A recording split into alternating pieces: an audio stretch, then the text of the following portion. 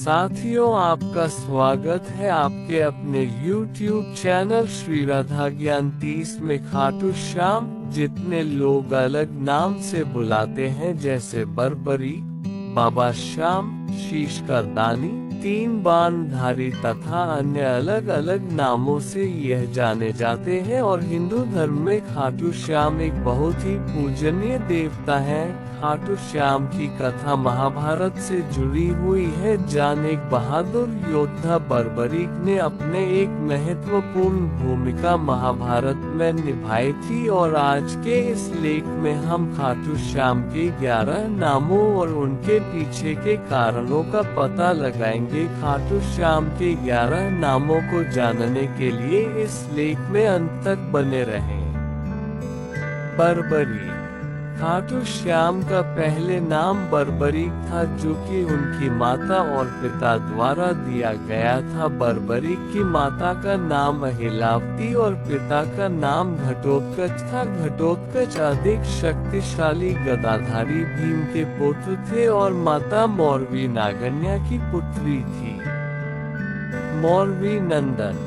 बर्बरीक माता मौरवी के पुत्र हैं, इसलिए इन्हें मौरवी नंदन भी कहा जाता है। और खाटू श्याम मेले के दौरान मौरवी नंदन के जयकारे भी खूब लगाए जाते हैं। तीन बाणधारी।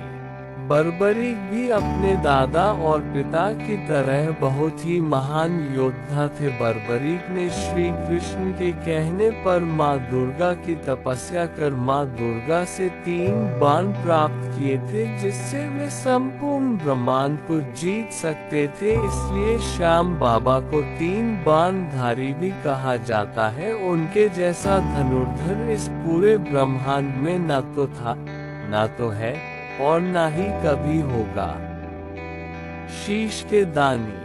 जब बर्बरीक ने महाभारत युद्ध की बात सुनी तो उन्होंने भी इस युद्ध में हिस्सा लेने की ठानी और अपनी माता मौरवी के पास उनका आशीर्वाद लेने पहुँचे। तो उनकी माता मौरवी ने उनसे वचन मांगा कि वह इस युद्ध में हारे हुए पक्ष का साथ देंगे, लेकिन भगवान श्री कृष्ण को ये कहाँ मंजूर था, क्योंकि वह पहले से ही सब कुछ जानते कि इस युद्ध में कौरवों की हार निश्चित है, और यदि बर्बरीक कौरवों की तरफ से लड़ेंगे तो शायद अंजाम कुछ और ही होगा। इसलिए उन्होंने एक ब्राह्मण का वेश धारण करके बर्बरीक के सामने प्रकट हुए और उनसे दान में उनका शीश मांग लिया, और फिर बर्बरीक ने अपना शीश उन्हें दान कर दिया। इस कारणवश बाबा श्याम को शीश का दानी भी कहा जाता है।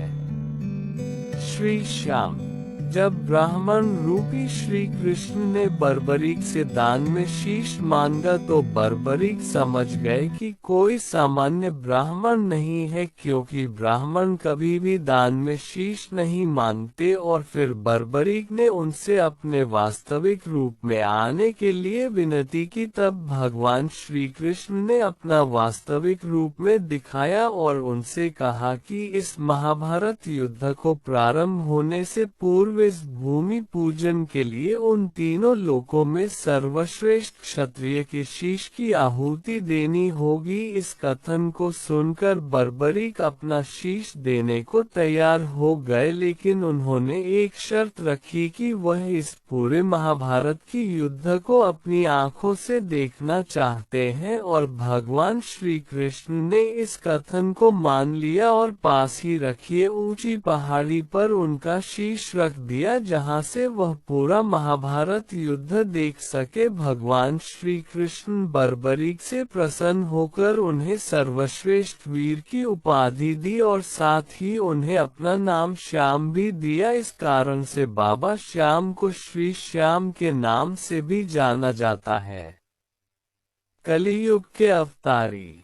महाभारत युद्ध के दौरान भगवान श्री कृष्ण ने उन्हें अपना नाम दिया और साथ ही यह वरदान भी दिया कि वह आने वाले कलयुग में पूजे जाएंगे, इसलिए उन्हें कलयुग के अवतारी भी कहा जाता है। और अभी इस संसार में कलयुग ही चल रहा है, तो ऐसे में बाबा श्याम अपने भक्तों के लिए आस्था का सबसे बड़ा केंद्र है, जहां हर दिन लाखों की संख्या में उनके भक्त अपनी मुरादें उनके पास लेकर आते हैं। और उनका ऐसा मानना है कि भगवान खाटू श्याम उनकी सभी मनोकामनाएं पूर्ण करेंगे। नीले घोड़े का सवार। भगवान श्याम